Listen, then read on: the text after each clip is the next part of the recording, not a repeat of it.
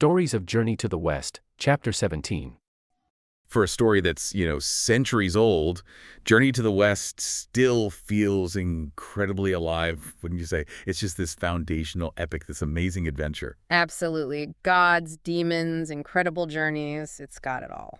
Today, we're diving deep into one specific, really action-packed part, a classic Sun Wukong situation, actually. The Monkey King himself always gets interesting when he's involved. Definitely. This one involves a stolen treasure, a precious cassock, and, well, Sun Wukong doing what he does best, trying to get it back with, let's say, enthusiasm. Right. The excerpts we're looking at focus exactly on the theft of the jiasha, the cassock. And Sun Wukong's characteristic approach, very determined, maybe a bit rash. That's putting it mildly sometimes. But yeah, we see the initial confrontation, lots of posturing, and then things take a bit of a turn. It needs more than just Wukong's staff, it seems. Exactly. It escalates. Okay, so let's quickly introduce the main players here. We've got Sun Wukong, the great sage, equaling heaven. The title alone tells you a lot, right? Huge power, huge ego sometimes too. Then there's Tang Senzang, the monkey's protecting. Our main antagonist here is the Black Wind Demon. Yeah, See? he sounds pretty formidable. And crucially, we also have the Bodhisattva Guanyin lead you. Very powerful, very compassionate. And the setup is important. It all kicks off after a fire at this monastery where the cassock was being shown off, maybe a little unwisely. Uh-oh. So it goes missing in the chaos. Precisely. And the monks are understandably terrified of what Tang Senzang will say. So Sun Wukong, ever the loyal, if headstrong disciple, volunteers, I'll get it back. Driven by duty. Yeah. And maybe a little bit of, watch this, I imagine. Probably a fair bit of that, yes. His pride is definitely involved. All right, so Sun Wukong heads off, his first move. He gets to Black Wind Mountain, and the description is, wow, really beautiful. It really is. The text describes, Edsea, thousands of streams rushing, cliffs competing in beauty. Birds singing, flowers smelling sweet even after they've fallen. Yeah. Rain making the green cliffs shine. It's incredibly vivid. Wild grass, flowers, sheer cliffs. Mm-hmm. It paints this picture of perfect spring beauty. Even mentions cranes drinking by the stream, monkeys playing on rocks. There's sashi, towering peaks like stacked shells. It's gorgeous. But it creates this fantastic contrast, doesn't it? This idyllic scene, and underneath it all, demonic activity. Yeah, that juxtaposition is classic. Beauty hiding danger. Appearances can be deceiving, right? Definitely a theme here. And it doesn't take long for Wukong to find trouble, or rather, overhear it. He's not exactly subtle, but he does manage to eavesdrop this time. He hears 3 demons chatting. That's right. The Black Wind Demon himself is there, along with a Taoist figure and a scholar type dressed in white. And what are they discussing? Only planning a party. A Buddha's robe assembly. Can you believe the nerve? A party centered around the stolen sacred robe for the Black Wind Demon's birthday, no less. Talk about disrespectful. And they're mentioning alchemy, too. Okay, Sayo's book. Setting up cauldrons, refining mercury. Yeah. Sounds like they're dabbling in some unorthodox, maybe power-seeking practices. Very different from Tang Senzang's path. It really highlights the demon's arrogance, doesn't it?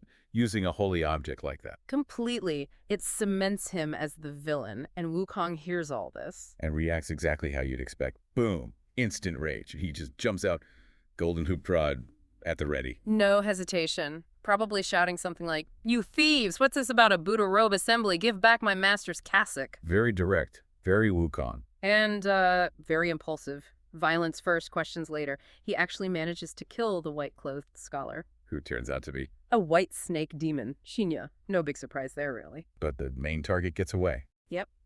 The Black Wind Demon ducks back into his cave, the Black Wind Cave, and the Taoist, poof, escapes on a cloud. So one demon down, but the cassock is still gone. Not exactly a total victory. Brute force didn't quite cut it this time. It scattered them, but didn't solve the main problem. Okay, so Wukong doesn't give up.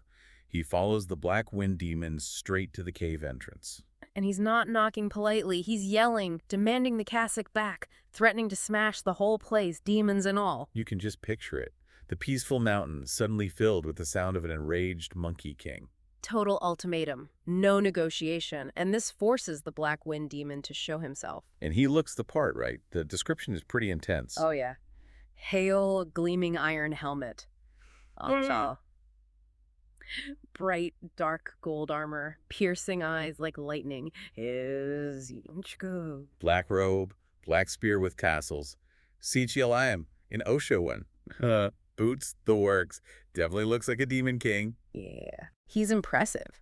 But Wukong, of course, has to make a joke. He does. What does he say? Compares him to someone working in a soot-filled kiln. Just can't resist being cheeky, even facing down a powerful demon. Son Wukong, he doesn't exactly ease into the conversation. No kidding. He just yells basically, enough talk, give your old granddaddy his robe back. Something like that. That's the gist. Very demanding. Very Wukong. He calls himself the monster's old granddaddy. That's bold. It is, setting a tone immediately. And the monster, well, he's not having it. Right. He pushes back. Like, who are you? What temple? Where did you lose a robe? Why are you demanding it from me? Exactly. Exactly. That denial, that skepticism, it's right there. So Wukong explains. He says, look, it was safe at the Guanyin Monastery in the abbot's room. And then the accusation, he says the monster took advantage of a fire there. Yeah, like exploiting the chaos to steal it. And he even knows why, or thinks he knows. To hold a triatai, a birthday party celebrating with the stolen robe. Which is pretty audacious in itself. Completely. Wukong's basically saying, I know what you did, don't you dare deny it. And then come the threats. Big ones. Oh, yeah. He's not subtle. He says he'll basically flatten the whole place. Blackwind Mountain, Blackwind Cave. No, turn it all into dust. It's pure Sun Wukong. That immediate escalation. If he feels wronged, he goes straight to, well, destruction. So how does the monster handle this? Does he back down? Not even slightly. It's actually kind of funny. He just laughs. A cold laugh. And calls Wukong a rascal. Right, and then flips the script entirely. Says, hey, wasn't it you causing trouble last night? Didn't you start that fire? Wow. Okay. So deflection. Classic move. But then, interestingly, he sort of half admits it. Oh. He says, yeah, he took the robe, but it was for that celebration that you see. Like, it's a perfectly reasonable explanation. A birthday party with stolen secret garments. Okay. It shows a certain arrogance, or maybe just a completely different value system. Is fascinating. Definitely paints a picture of the monster's character. Oh. And then he asks Wukong who he is, right? Wants to know his deal. Yeah. Essentially, all right, tough guy, who are you and what makes you think you can threaten me? Which leads us into maybe the most famous monologue in the whole book. It's certainly up there. Wukong's massive self-introduction, if you thought he was bold before. Huh. Yeah, he starts off calling himself the monsters again, old granddaddy. It's establishing dominance. Then the credentials. Disciple of Tang Sunzang, the master. Torn brother of the emperor. The Sus. Important connections. And finally the name. Surname Sun, given name Wukong, the pilgrim. But that's just the appetizer, isn't it? Oh, absolutely. What comes next is, well, it's his entire life story, all the highlights, his greatest hits. It's like he's pulling out his celestial resume. You want to know who I am? Sit down. This might take a while. Exactly. He goes all the way back. How he got powers, cultivated himself, escaped reincarnation. Which is huge, right? Yeah. Escaping that cycle. Big deal in Buddhism and Taoism. Massive. Then finding his master, learning the great heavenly immortal technique, achieving immortality. Wandering around and getting into trouble, probably. Well, he mentions getting his weapon, the golden hooped rod from the Dragon King. That's a key part of his legend. And being the big boss demon back on Flower Fruit Mountain. King Monkey. Leader of demons, yes. Then the whole saga with heaven begins. Getting called up there. And the title, Pisa, Great Sage Equaling Heaven. He makes sure to mention it was highest rank. He really clings to that title, doesn't he? It represents the peak of his rebellious glory. And then the chaos he caused. Stealing the peaches of immortality. Yes, stealing the Queen Mother's peaches is mentioned specifically, part of wrecking the big heavenly banquet. Fighting off heaven's armies. Battling Erlang Shen, another major figure. Getting captured, but only with help from Laozi. Surviving execution attempts. Yeah. Surviving Laozi's own furnace. Which actually made him stronger, right? Gave him the fiery eyes. Exactly. The irony. Then more rebellion until the Buddha steps in. And pins him under a mountain.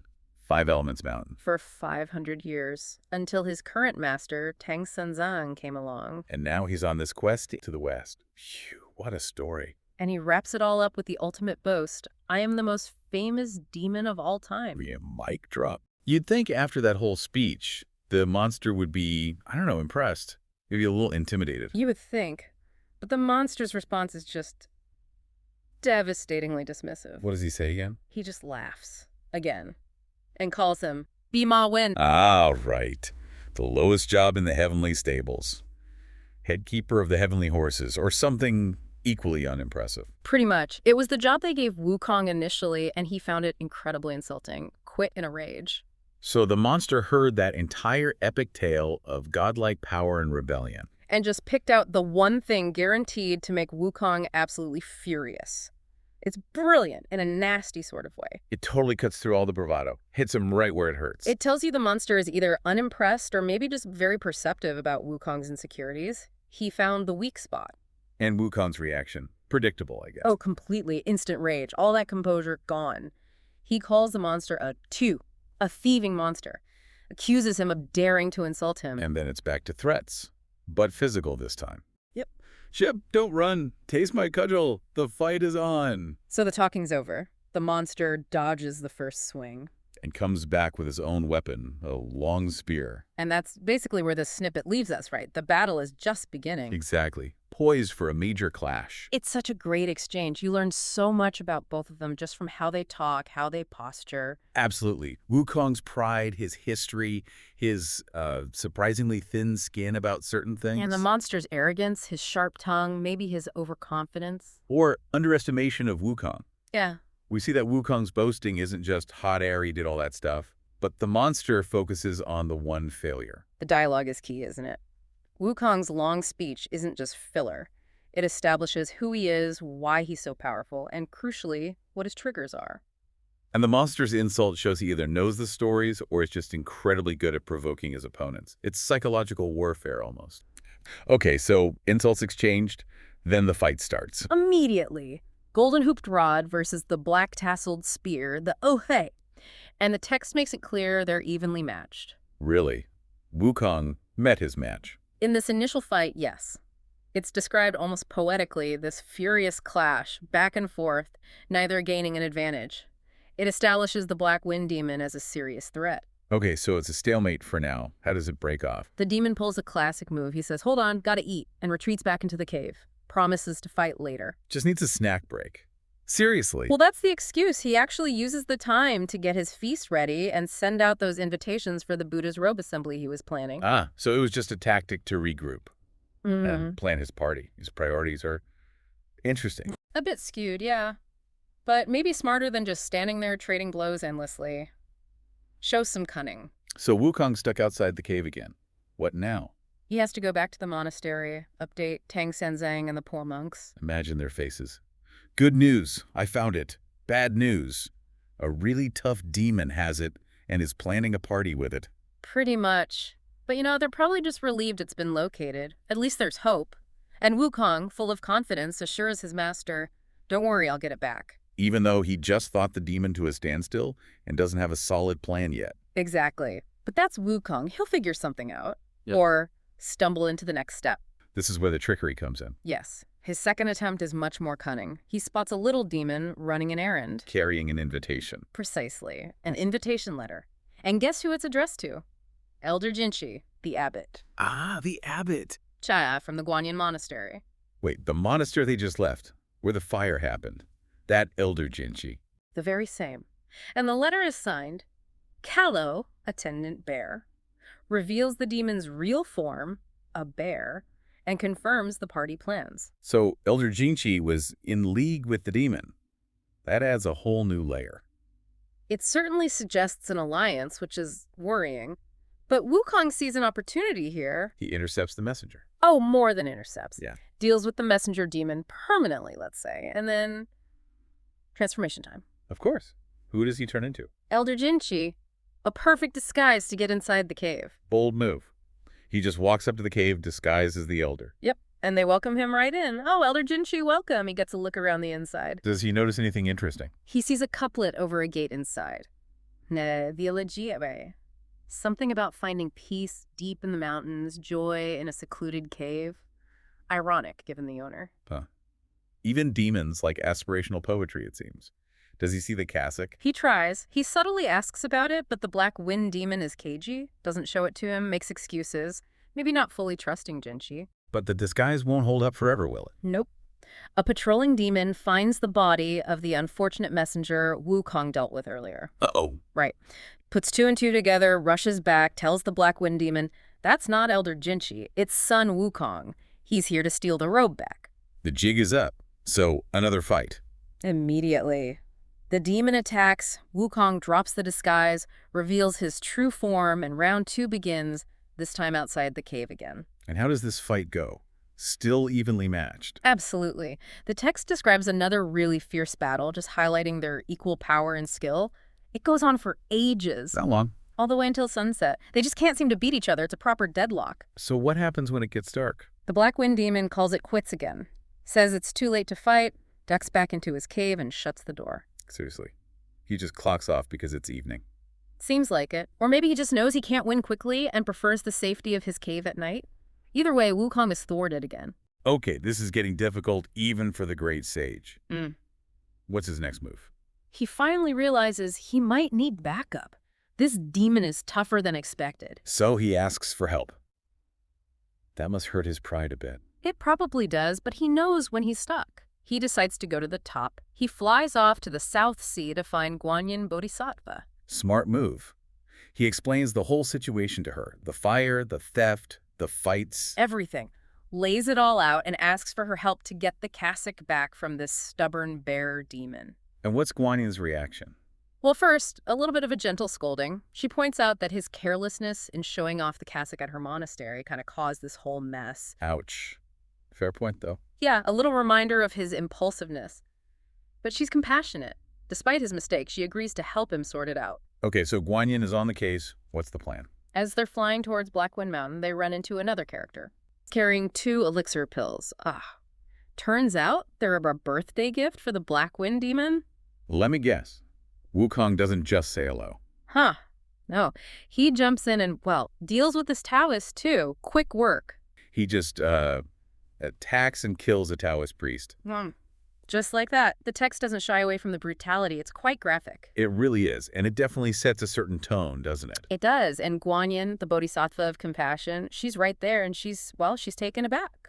Understandably. Yeah, her reaction is immediate surprise, and she condemns it, right? Like, why kill someone who hasn't actually done anything to you? Exactly. It looks completely unprovoked, almost cruel. But Wukong, he's never simple, is he? He immediately has a justification. Always thinking.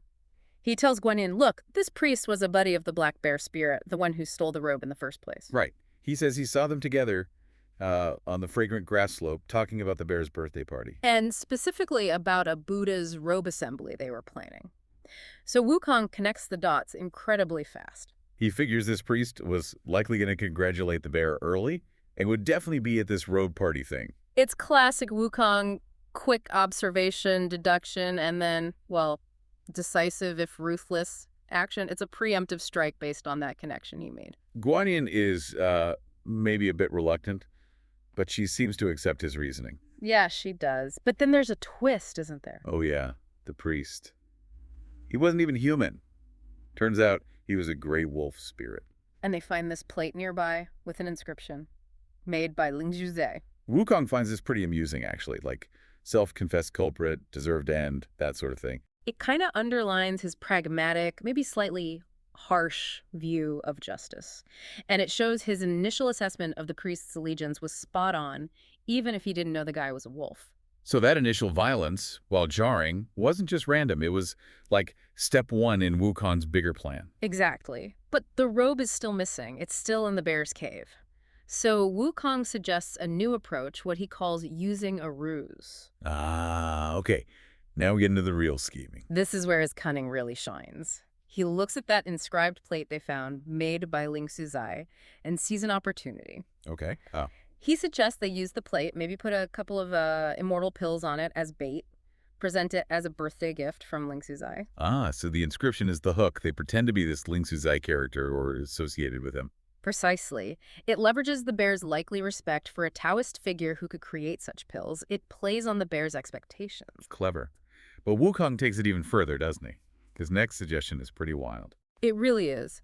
He proposes that Guanyin, the bodhisattva herself, should transform into this Taoist priest, Ling Suzi. Okay, that's a serious disguise.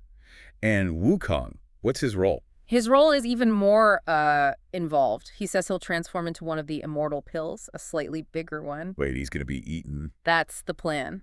Guanyin, as Ling Suzi, offers the pills. The bear takes the larger one, Wukong. Wow. Talk about infiltration. What's the point of that? His idea is if the bear refuses to return the robe once Guanyin reveals herself, Wukong can act from the inside, threaten to tear out his guts, basically. Good grief. That's extreme, but very Wukong. It shows his absolute determination, no matter what it takes. Now, Guanyin, she must have paused at this, surely. It's hardly conventional bodhisattva behavior. Oh, absolutely. The text mentions her hesitation. I mean, turning into a Taoist priest, delivering your friend disguised as a pill to be swallowed by a demon. It's unorthodox, to say the least. Understatement of the century. But, she sees the strategic value. She recognizes it might be the only way. So ultimately she agrees, which says a lot about her flexibility, too. Okay, so they commit to the plan. And the description of Guanyin's transformation is really quite poetic in the text. It is beautiful. Crane cloak with immortal air, aged face like pine and cypress. It emphasizes her divine essence, even in disguise, her timelessness. And Wukong becoming the pill. Also very evocative, described with alchemical terms, moving on the plate without fixed direction, round and bright, suggesting something potent and mysterious, not just a simple lump. So Guanyin, disguised as Ling Suzi, carries this plate with the disguised Wukong towards the black bear's cave. And the setting itself is described quite lushly. Cliffs, greenery, streams, wildlife. It sounds almost like a place fit for, well, spiritual practice. Yeah, it's not just some dank demonic lair, is it? No, and Guanyin actually notes this. She observes that the black bear, despite being a demon, seems to have some Taoist cultivation, some level of spiritual discipline. That's interesting. Does that influence things later? I think it does. It probably fuels her sense of compassion, that maybe this isn't just a purely evil creature. There's something there to potentially work with. Right. So they arrive at the cave. How's the reception? Pretty good, actually. The bear's underlings recognize Lingsu immortal and welcome Guanyin warmly. The bear himself is polite, greets her properly. The disguise works perfectly then. Flawlessly. Guanyin offers the immortal pills as a birthday greeting. The exchange happens just as planned. She offers the bigger pill, Wukong, to the bear. And the bear just pops it down. Swallows it whole. Big mistake. Uh-oh. What happens next? And the bear just collapses in agony. Instantly, Guanyin drops the disguise, reveals her true, glorious bodhisattva form, and demands the robe back. And Wukong, how does he get out? Well, the text is rather blunt. It just says he already went out from the nostril. Out the nose. That's something. A bit undignified, perhaps, but effective. And Guanyin doesn't waste any time. To control the bear, she slaps that golden hoop onto its head. The same kind Wukong wears, essentially. But a headache band. Exactly. She recites the mantra, and the bear drops his weapon, completely incapacitated. And Wukong's reaction to seeing the bear suffer. He finds it pretty funny, actually, which again shows his mischievous, sometimes less compassionate side. Classic Monkey King. So the bear's defeated. Guanyin asks him, basically, will you convert? And the bear, in terrible pain, is like, yes, anything, just make it stop. He begs for mercy. Well, Wukong, being Wukong, probably wants to just finish him off right there. He does. He suggests killing the bear, but Guanyin steps in. She says, no, I have a use for him. So back to that idea of the bear having some potential. Precisely. This is where her compassion and foresight really show. Instead of destruction, she opts for transformation. Her plan is to take the bear back to her island, Mount Putuo, and make him a guardian deity for the mountain. Wow, from robe thief to guardian deity. That's quite a promotion. It is. It's redemption through service. Wukong makes a funny comment about her immense compassion and wishes he had a spell that powerful. He probably means the head clamping spell. Very likely. So Guanyin formally accepts the bear's conversion, gives him a staff to carry, and tells Wukong basically, okay, job done here, get back to your master and keep traveling west. And Wukong just heads off. He retrieves the stolen robe first, offers to escort Guanyin, but she declines. Then, yes, he heads back to Tangsanzang, and Guanyin returns to her island, Mount Putuo, with the black bear, now subdued and ready for his new role. So just to quickly wrap up, Wukong's first attempts, very direct, very forceful, didn't quite work. Right, he met his match initially, then came the clever deception, the transformation into Elder Jinchi, which also failed eventually. Leading him to seek help, which brings in Guanyin and her plan. Oh, wow. The transformation into the Taoist, Wukong as a pill. That whole sequence was brilliant, using the demon's own expectations against him, and culminating in Guanyin's merciful but firm subjugation with the Golden Hoop. So what are the big takeaways here, would you say? Well, you definitely see Wukong's strengths, his determination, his cunning when he needs it, but also his weaknesses, his impulsiveness, his pride, the fact that brute force isn't always the answer. And the importance of asking for help, maybe, even for the great sage. Absolutely, and it highlights Guanyin's role perfectly, not just raw power, but wisdom, strategy, and ultimately compassion. That theme of transformation is huge too, both literally with the disguises and metaphorically with the demon's potential redemption. What does that tell us Yeah. about good, evil, second chances? Can even a thieving, arrogant demon find a different path? That seems to be the suggestion here. It adds a layer of complexity beyond just good guys beat bad guys. There's nuance, the possibility of change. It's one of the things that makes Journey to the West so rich. Definitely, far more than just a simple adventure story. Yeah. And like you said, this is just one episode. Yeah. So much more to explore in this amazing journey.